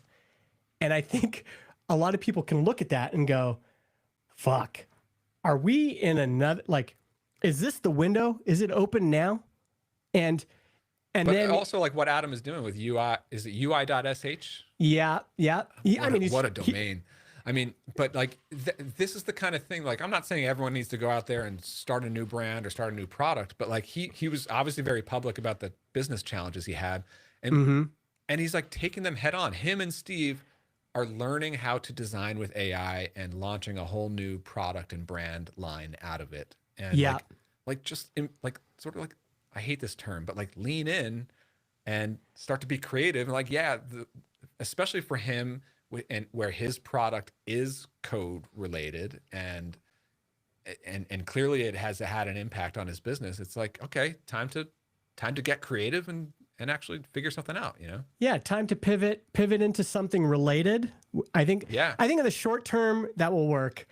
I want to recognize for a lot of people out there, I think there is a lot of people that are feeling like, I got to work super hard right now. I got to code my brains out right now. I got to figure this out right now, because eventually the only thing left to do is going to be plumbers, you know? And that's part of what Caleb was talking about. Is like, man, it's like, eventually is the only thing left is going to be plumbing. Start an HVAC company. You know? I mean, yeah. All right. We should probably leave it there. Thanks everyone for joining us here in the chat. We had all sorts of great people, Keith and Dave Jones and Ryan Hefner. Great. Bo is here as well. Yeah, great to see y'all. Good to catch up. And I think I'm here next week. Are you here next week?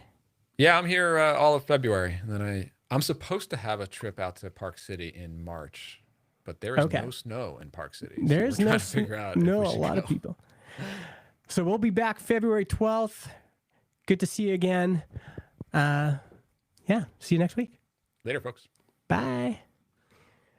Ryan, just before we go, I think founder-led brands, there's lots of examples of those companies selling. Off the top of my head, The Hustle, Sam Parr. Oh, like exiting? Yeah. I think it can be a little bit more challenging, but by then, you know, the brand has been so built up. Like Basecamp is a great brand now, and it's very connected to Jason and DHH, but they could sell that. There's people that would love to just buy that. One of my friends was asking me about this at Big Snow. You know, he was like, you know, you're off to a great start with builder methods, but like it's very dependent on me, you know, which is totally true. And I think when I started and decided to get into this kind of business, it was more like, was more a reaction of like, get me out of SaaS and like get into a job that I like to do. Like, it's like for the first time, I'm trying to think less about what the exit could look like. Yeah. Whereas with all the SaaS products, I was like, how can I structure this to work on it for 3-5 years and then sell it? But yeah, I could see how it would. I hope that it would grow into like a real team with humans, that like other people teaching, and I definitely expect it'll continue to be me. But then there's also these like big businesses with a team behind the creator, you know, like whatever, like Ali Abdaal has a whole team in the Ali Abdaal business, you know. So I could see it. I don't know if I would get that big, but like it that could sort of work. I think. I think that the whole the principle, and it doesn't work for every business and every brand, but the founder-led marketing works because the founder has their own brand and an identity that is widely known and has kind of a reputation across multiple platforms. So that's the multi-platform thing. That's my biggest weakness right now, I would say. Yeah. But that does it. Then the founder-led marketing is basically it's amplifying the actual brand, which in my case is Transistor, and they continue to feed off each other. But now Transistor has its own brand. It is just known across multiple spaces as its own thing, and so if you ask an LLM like, what are people saying about Transistor? It might mention John Buda and Justin Jackson. It might mention how we had a podcast called Build Your SaaS. It might mention all these things that we did purposely, but the brand can also stand on its own. We could sell the brand for sure. So I think that the point is that these things work together. And I think Lars's point is just that if you're doing organic, you kind of have to have real people inside of your company posting authentically on different platforms for that to work now. In the old days, you could hire writers to write blog content and have it rank. That doesn't work anymore. No. And the challenge is that now it's like you either do organic, which is basically you and your team are a bunch of influencers online, being authentic, human beings sharing what you're doing, or paid. Yeah. And Lars is like, this is not going to turn out well when you've got, because most companies can't do the authentic thing. And so the only channel left for them is paid. You know, let me quickly run this by you. Like a thought that I have for like social media content for what I'm doing now, like soon. We're still live, by the way. Is that okay with you? Are we? Yeah, we're still live. Yeah. We'll go offline now. I just wanted I totally thought we were done. I just wanted to talk to Ryan had asked the thing before, so right. I wanted to make sure that I got that. All right. We'll see you guys later. Bye. Later, folks.